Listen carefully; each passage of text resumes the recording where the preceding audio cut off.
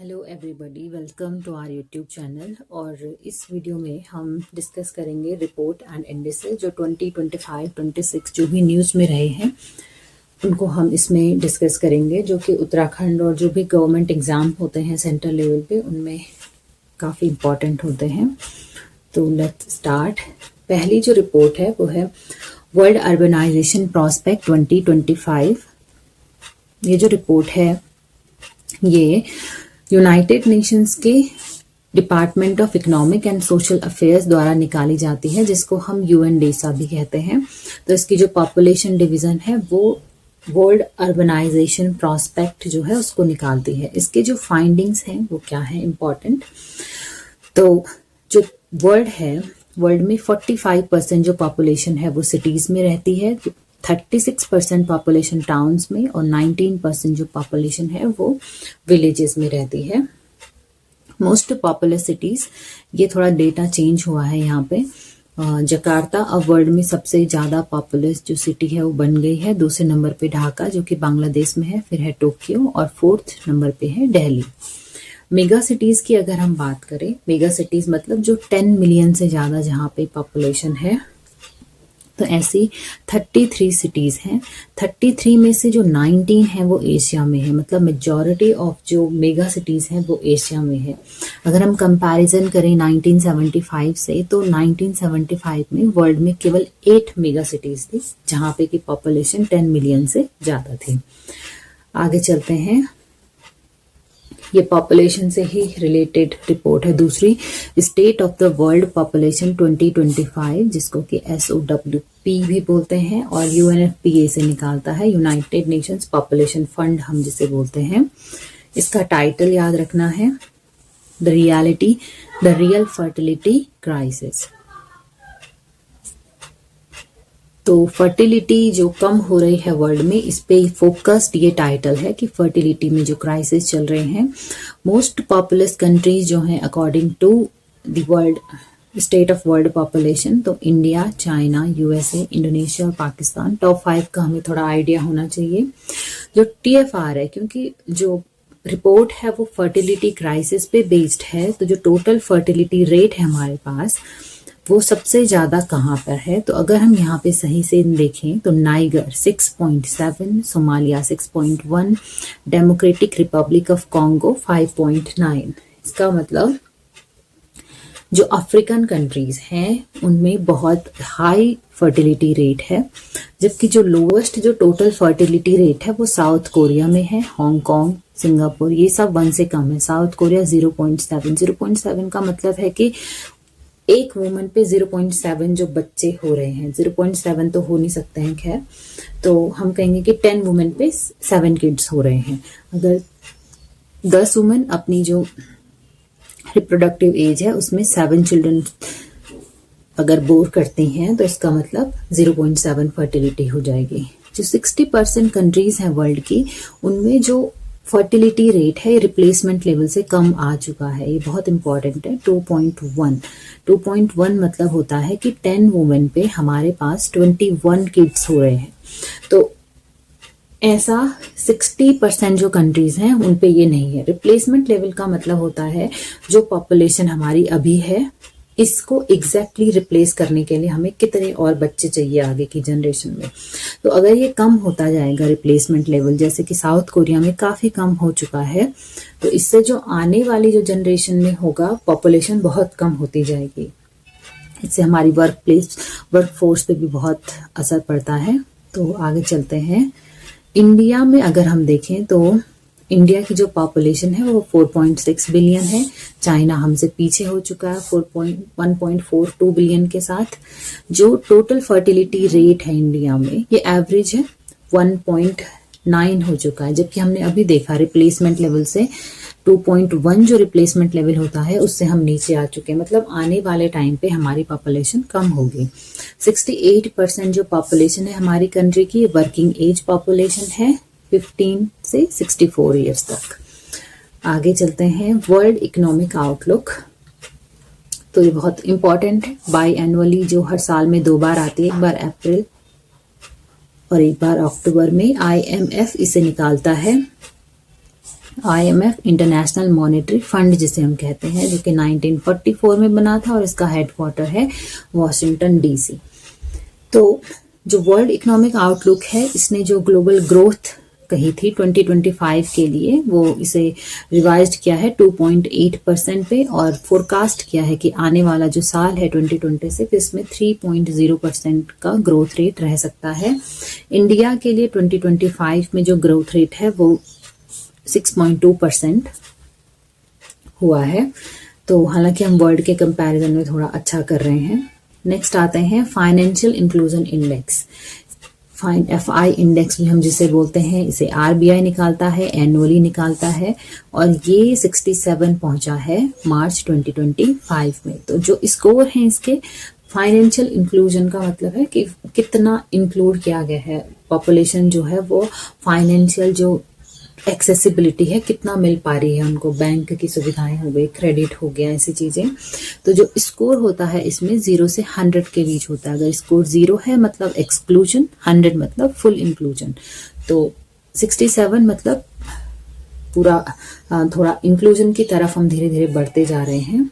तो पैरामीटर्स क्या है इसके, हो सकता है पूछ लिए जाएं कि किस पैरामीटर्स पे जो RBI का फाइनेंशियल इंक्लूजन इंडेक्स है वो आता है।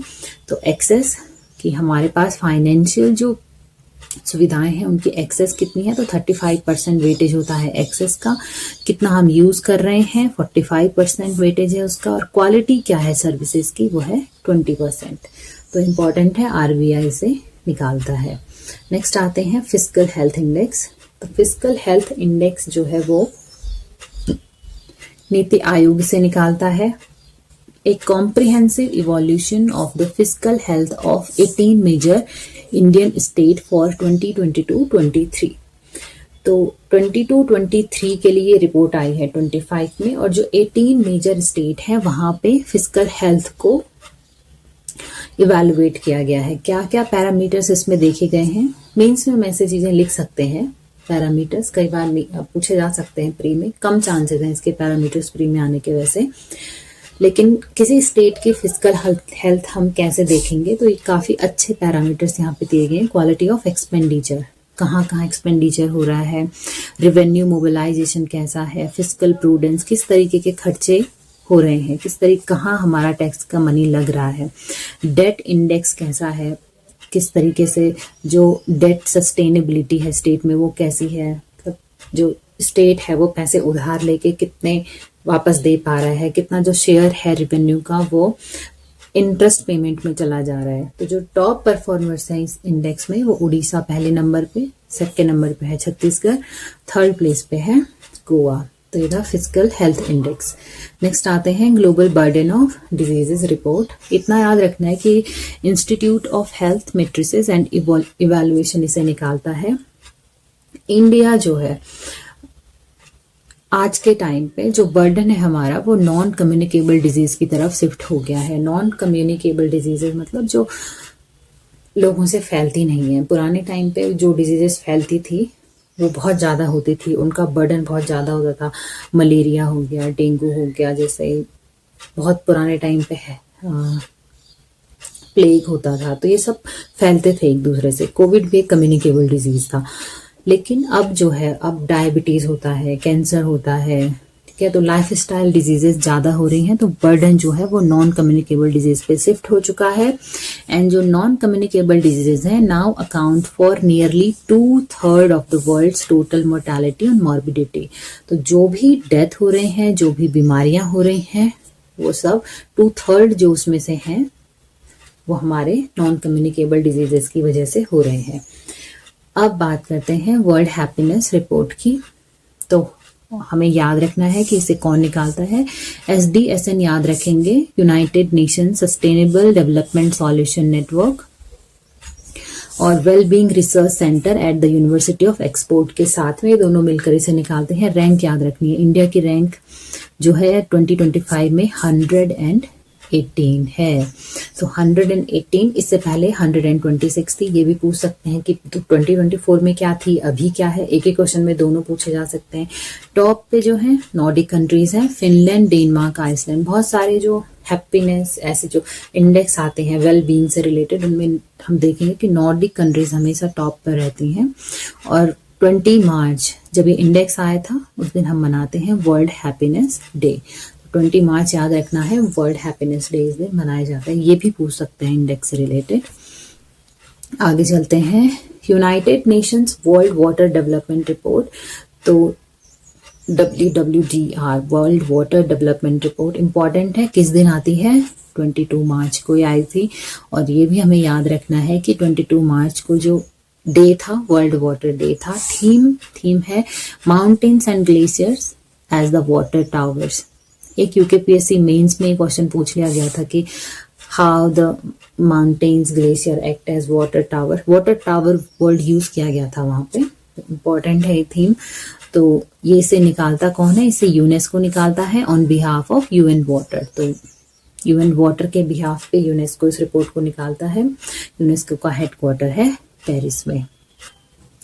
एक है अडेप्टेशन गैप रिपोर्ट। तो इम्पॉर्टेंट रिपोर्ट है, काफी टाइम से आ रही है। UNEP मतलब यूनाइटेड नेशंस इन्वायरमेंट प्रोग्राम जो है वो इसे निकालता है, जिसका हेडक्वार्टर नैरोबी केन्या में है। एडेप्टेशन गैप का मतलब है कि जिस तरीके से हमारा क्लाइमेट चेंज हो रहा है, हम उस तरीके से अडेप्ट कर पा रहे हैं, नहीं कर पा रहे हैं। और अगर नहीं कर पा रहे हैं तो उसमें गैप कितना है। तो ये थोड़ा सा मेंस के लिए बहुत अच्छा यहाँ पे डेटा है कि developing countries will require $310 to 365 billion annually by 2035 for climate adaptation. तो अगर हमें क्लाइमेट को अडेप्ट करना है, जो हम चेंजेस कर रहे हैं, उसके लिए हमें साल भर में इतने बिलियन डॉलर चाहिए, $310 to 365। और अगर इन्फ्लेशन से एडजस्ट करें इसे तो 440 से 520 बिलियन एनुअली हमें इसे चाहिए। हमें इतने पैसे चाहिए, डॉलर चाहिए, हमें पैसे नहीं। सो करेंट इंटरनेशनल पब्लिक जो अडेप्टेशन फाइनेंस है, अभी जो हम खर्चा कर रहे हैं वो हम एनुअली $26 बिलियन खर्चा करें, जो कि कोई कंपैरिजन ही नहीं है। 310 to 365 बिलियन और 26 बिलियन, तो काफी हमारा गैप है इसमें। तो ध्यान रखना है कौन निकालता है इसे, UNEP। अब आते हैं HDI पे।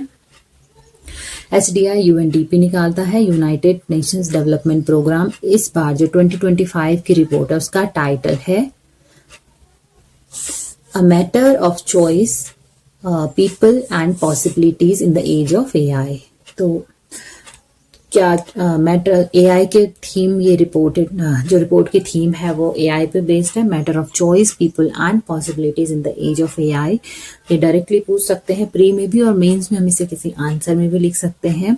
तो इंडिया की जो रैंक है वो है 193 कंट्रीज में से जो हमारी रैंक है वो 130 है।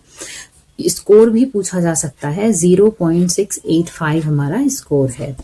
Top countries obviously Iceland top पे है, फिर से नॉर्डिक कंट्रीज 0.972 यहाँ का स्कोर है। और लास्ट पे जो है वो साउथ सुडान है। अगर हम नेबर्स की बात करें इंडिया के, नेबर्स में चाइना, श्रीलंका, भूटान ये इंडिया से आगे हैं। बांग्लादेश जो है वो इंडिया के बराबर है। बाकी पाकिस्तान, अफगानिस्तान है वो इंडिया से पीछे हैं। इम्पॉर्टेंट ये है कि इसकी जो डायमेंशन है कई बार पूछी जा चुकी हैं पहले भी। जो HDI है, ह्यूमन डेवलपमेंट इंडेक्स, 3 डायमेंशन पे आता है। हेल्थ, जिसमें हम देखते हैं लाइफ एक्सपेक्टेंसी को। एजुकेशन में हम 2 चीजें देखते हैं, mean year of schooling and expected years of schooling. Standard of living में हम देखते हैं GNI per capita, gross national income कितनी है वहां पे। आगे चलते हैं, ग्लोबल जेंडर गैप रिपोर्ट। तो इसे निकालता है वर्ल्ड इकोनॉमिक फोरम, 2025 की रिपोर्ट है। इंडिया की रैंक है जेंडर गैप में काफी पीछे है, 131 आउट ऑफ 148 कंट्रीज। ठीक है, तो जो हमारी रैंक है वो और पीछे गई है। पहले हम 129 पे थे। स्कोर जो है 0.644, थोड़ा स्कोर में इम्प्रूवमेंट है पर रैंक में इम्प्रूवमेंट नहीं है। 4 डायमेंशन, इसके डायमेंशन पूछे जा सकते हैं जेंडर गैप रिपोर्ट के। इकोनॉमिक अपॉर्चुनिटीज कैसे मिल रही हैं वुमेन्स को, एजुकेशन, हेल्थ की एक्सेस, पॉलिटिकल लीडरशिप। तो ये 4 डायमेंशन है जिसके बेसिस पे ग्लोबल जेंडर गैप रिपोर्ट तैयार की जाती है। टॉप पे फिर से नॉर्डिक कंट्रीज हैं, Iceland, Finland and Norway. Score 0 से 1 के बीच होता है इसका। 0 मतलब कंप्लीट इनइक्वालिटी और 1 मतलब होता है फुल पैरिटी, पूरी इक्वालिटी है। हेनले पासपोर्ट इंडेक्स पे आते हैं, तो ये हेनले एंड पार्टनर्स इसे पब्लिश करते हैं, डेटा लेते हैं IATA से, इंटरनेशनल एयर ट्रांसपोर्ट एसोसिएशन जो है। इससे पता चलता है कि जो पासपोर्ट है वो कितना स्ट्रांग है। इंडिया की जो रैंक है अभी 2026 में इंपॉर्टेंट है, काफी इंप्रूवमेंट हुआ है, 75 हमारी रैंक हो गई है, जबकि लास्ट ईयर हम 85 पे थे। तो पूछे जाने के चांसेस ज्यादा हैं क्योंकि रैंक में काफी बड़ा इंप्रूवमेंट है। टॉप पे है सिंगापुर। तो इंडियन जो सिटीजन है वो 56 कंट्रीज में विदाउट प्रायर वीजा विजिट कर सकते हैं, मतलब हमें वीजा ऑन अराइवल मिल जाएगा या ई वीजा मिल जाएगा, तो हमें पहले वीजा लेने की जरूरत नहीं पड़ेगी। जबकि सिंगापुर जो है, जो टॉप पे है, वो वहां के सिटीजन 192 कंट्रीज में विदाउट प्रायर वीजा ट्रैवल कर सकते हैं। एशिया पावर इंडेक्स की बात करते हैं, तो ये लोई इंस्टीट्यूट एक ऑस्ट्रेलिया बेस्ड थिंक टैंक है, इसे निकालता है। इसमें हम क्या करते हैं, measure the ability of the countries to shape and respond to their external environment and evaluate power dynamics of the countries across the Asia।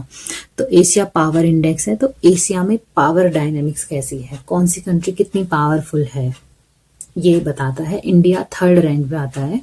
Obviously हमसे पहले नंबर पे यूएस है 80.4 स्कोर के साथ में, चाइना है 73.7 स्कोर के साथ, ये दोनों सुपर पावर्स हैं।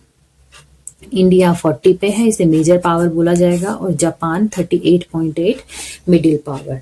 तो 40 से ऊपर जो है वो मेजर पावर है, बाकी 70 से ऊपर 70 या 60 ये सुपर पावर हैं जो ऊपर टॉप 2 हैं, और जापान आ जाएगा मिडिल पावर्स में।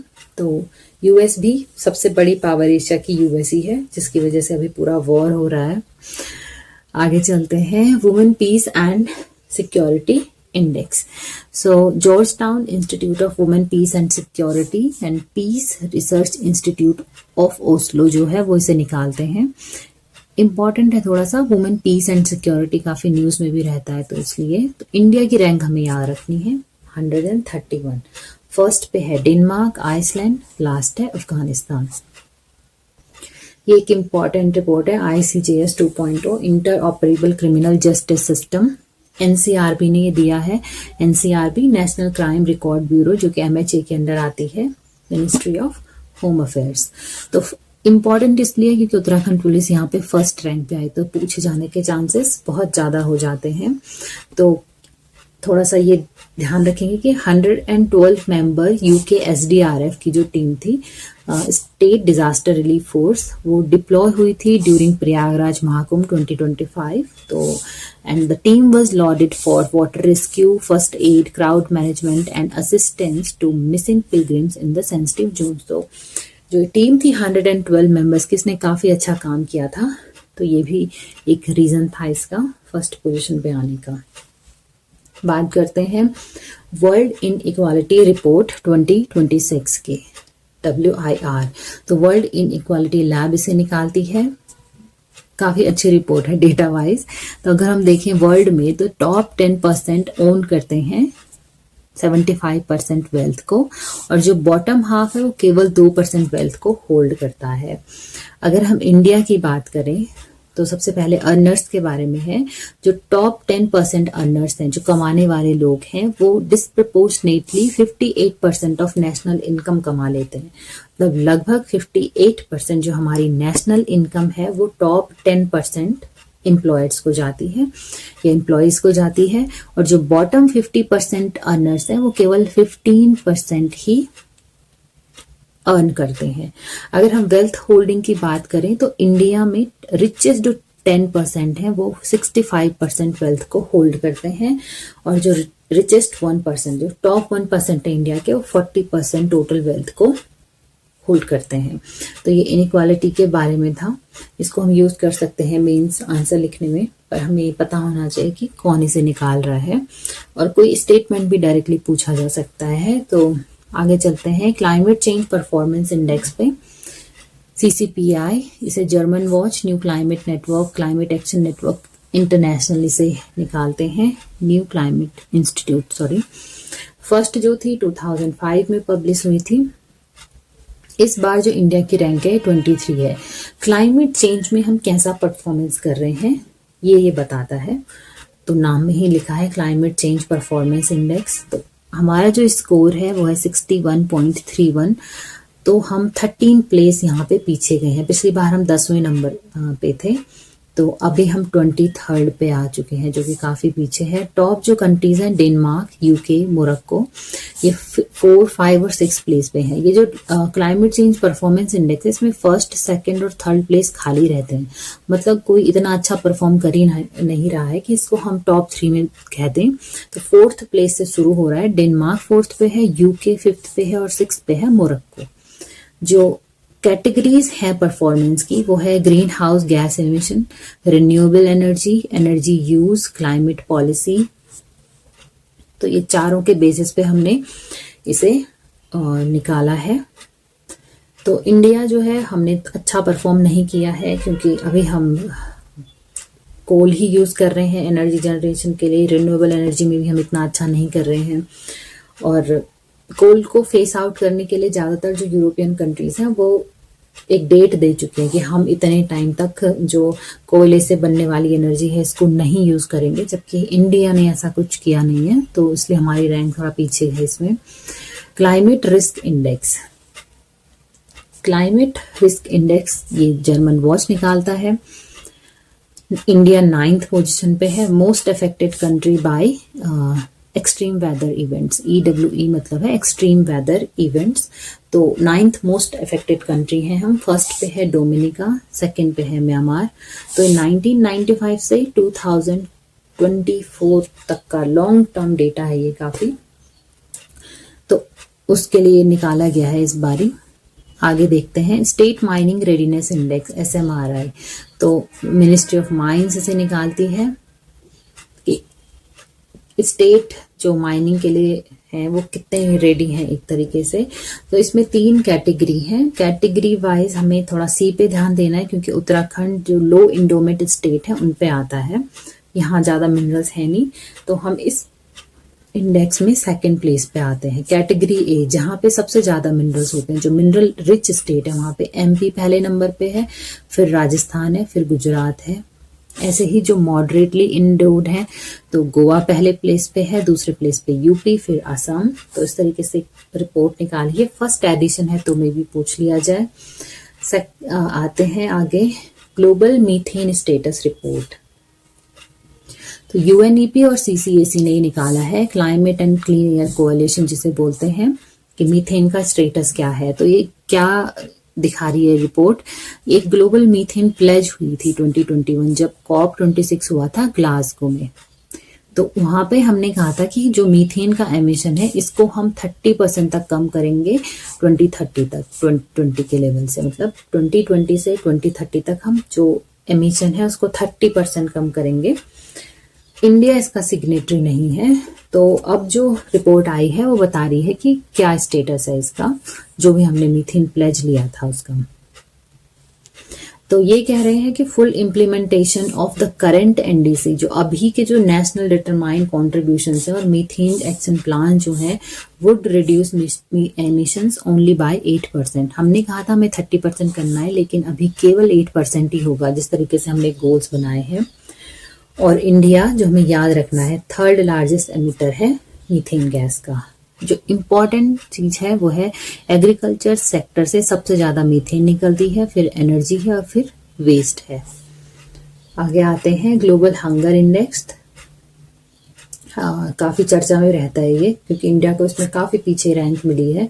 123 कंट्रीज में से 102 पे स्कोर है हमारा 25.8। कैटेगरी हम सीरियस कैटेगरी ऑफ हंगर में आते हैं।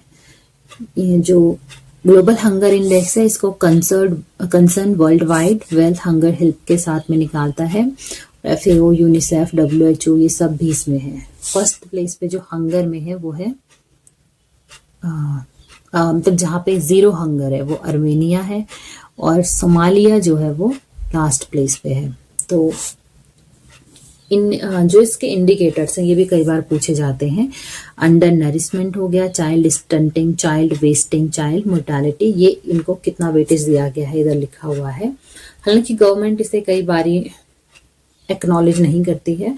जब ये इंडेक्स आता है तो बहुत सारे आर्टिकल ऐसे होते हैं जो बताते हैं कि क्यों ये फिट नहीं बैठता है, क्योंकि एक आर्टिकल में लिखा हुआ था और हम देख सकते किसी आंसर में भी लिख सकते हैं कि यहाँ पे जो 3 इंडिकेटर हैं वो चाइल्ड से ही रिलेटेड है, child stunting, child wasting, child mortality, और हम यहाँ पे बात कर रहे हैं हंगर इंडेक्स के बारे में। तो अगर 3 के 3 पैरामीटर, 4 पैरामीटर में से 3 पैरामीटर केवल चिल्ड्रन के बारे में होंगे तो ये पूरी पॉपुलेशन के हंगर के बारे में कैसे बता सकते हैं। तो ये थोड़ा ध्यान रखने वाली बात है। तो ये था ग्लोबल हंगर इंडेक्स। कौन निकालता है ये ध्यान रखना है, इंडिया की रैंक कितनी थी ये। अब आते हैं इनोवेशन पे। ग्लोबल इनोवेशन इंडेक्स GII 2025 2007 से निकल रहा है, इंपॉर्टेंट है। World intellectual property organisation WIPO इसे निकालता है। इंडिया 38th प्लेस पे है। 2015 में हम 81 पे थे, तो हमने काफी काम किया है। 81 से हम 38th पे आ चुके हैं। टॉप कंट्रीज हैं स्विट्जरलैंड, फिर स्वीडन, फिर USA। आगे आते हैं चिल्ड्रन इन इंडिया 2025, ये 4th एडिशन है by ministry of statistic planning and implementation. तो चिल्ड्रन एजुकेशन, हेल्थ, न्यूट्रिशन के बारे में एक रिपोर्ट है। इसको डिटेल में मेंस के लिए पढ़ना अच्छा रहेगा। जो IMR है, इन्फेंट मोर्टेलिटी रेट, वो 25 पे पहुंच चुका है, काफी कम हो गया है इंडिया में। तो इस रिपोर्ट में चिल्ड्रन के बारे में बहुत सारे डेटा दिए गए हैं जो मेंस में बहुत अच्छे काम आएंगे हमारे। तो ये थी वीडियो, इसमें हमने डिस्कस किए हैं कुछ इम्पोर्टेंट जो रिपोर्ट्स थी या इंडिसेस थे, उसमें इंडिया ने कैसा परफॉर्म किया है, और वो जो रिपोर्ट है वो किस चीज के बारे में है। कुछ और भी अभी है रिपोर्ट जो बची हुई है, उनको हम आगे देखेंगे। तब तक के लिए थैंक यू, टेक केयर।